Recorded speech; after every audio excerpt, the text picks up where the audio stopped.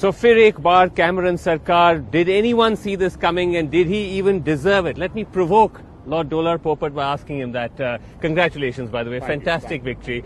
But let's be honest, you didn't see this coming. Well, I always thought we'll have an outright victory because how we have transformed the economy of this country in the last 5 years. Yes. And British people are very clever and they want to see that we continue this momentum and carry on improving the economy. But was Cameron that kind of a super prime minister, a leader that deserved this mandate, or was this mandate about something else? Absolutely, he must be, because we got the mandate that nobody was expecting. All the pundits said we won't get the majority. We got the majority here as well to carry on.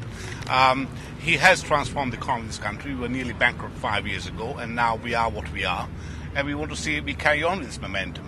But Manoj, would you agree with this? Or would you say this is not so much a vote for the Tories and for Cameron as a vote against you and Ed Miliband? No, look, today is the Conservatives' day, and all credit to David Cameron and the Conservative Party. They have won this election squarely and fairly, and it's the first time since 1992 that the Conservative Party have achieved a majority, not the sort of majority that either Margaret Thatcher, indeed John Major, was able to achieve, but it's still a majority and a working majority. So all credit to the Conservative Party. Yes, but where did you go wrong then? I think, look, there are a number of different things that one can start to have a look at. And what's the one biggest thing that went wrong? Would you say that I would say choice? I would say the economy. We focused on the economy very much. Our manifesto is very clear. And they didn't, you're saying? Absolutely. You know, I think one.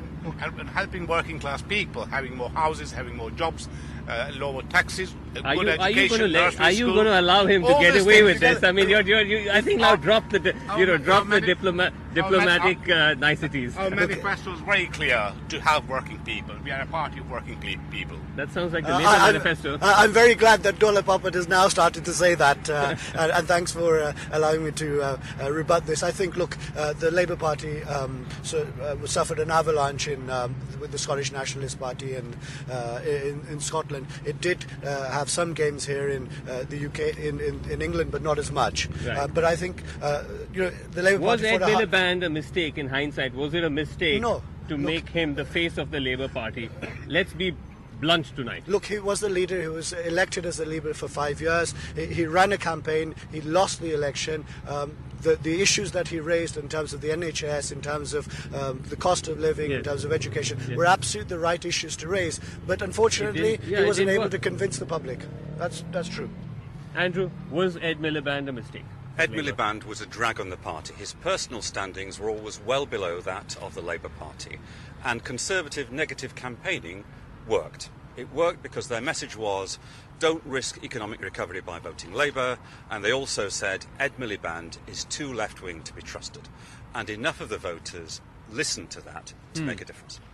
So in hindsight, should they have gone with a different... Did they even have a choice? Or was he at that time the only choice? Well, there was a choice. It was David Miliband, yes. Yeah. And I think many in the Labour Party will think now they made a mistake. But it's too late to go back on that. But there will now be a huge battle for the soul of the Labour Party. Well, I agree that, look, hindsight is a great thing. But where I think that the Labour Party made a mistake was that it failed to address the aspirational vote. It raised all the right issues, as I say, that concern working families and the working people, but it failed on the aspirational vote. But I just quickly respond to this before I come to Salil, and also Ashish Ray joins us as well on the panel, that this was in some ways a mandate which also had to do with your successful negative campaign that you ran against Ed Miliband and Labour. And I'll just add to that by saying also this perception that they're going to form an alliance with the SNP, and that sort of made Labour toxic. I think it's not mainly negative campaign. What was important was the economy of this country and creating more jobs, creating more nursery schools, better investment in NHS. But were these jobs and nurseries, were they created? Because, I mean, if that was the case, then there would have been this huge enthusiasm surrounding David Cameron in the campaign, which wasn't there. We have achieved that in the last 5 years. It is in our manifesto to continue doing so, build on the success we've got so far.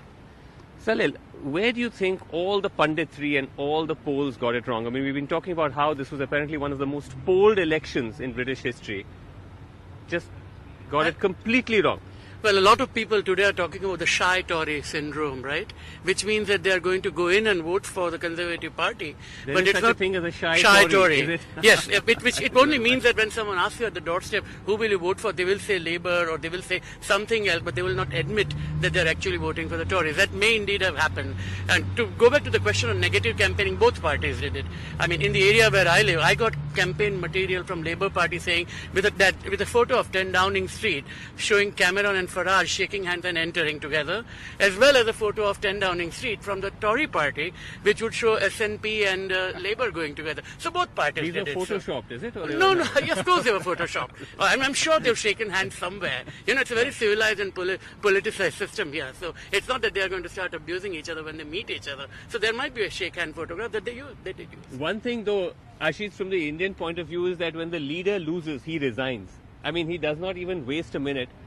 Within an hour, you had 3 of the leaders of these countries' main political parties just walking and quitting.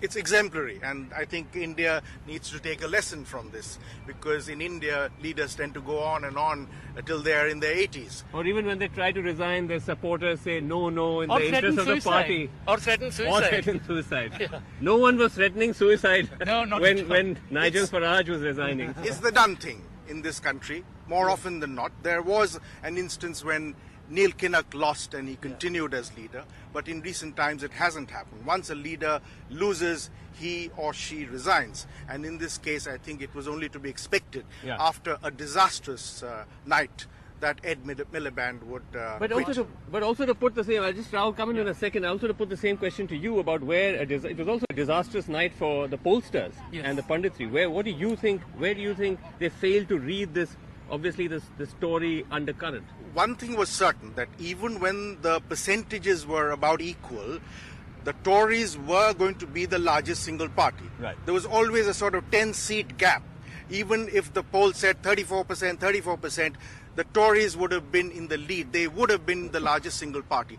I had banked on the Conservatives emerging as the largest single party. But of course I was surprised. All pundits say that.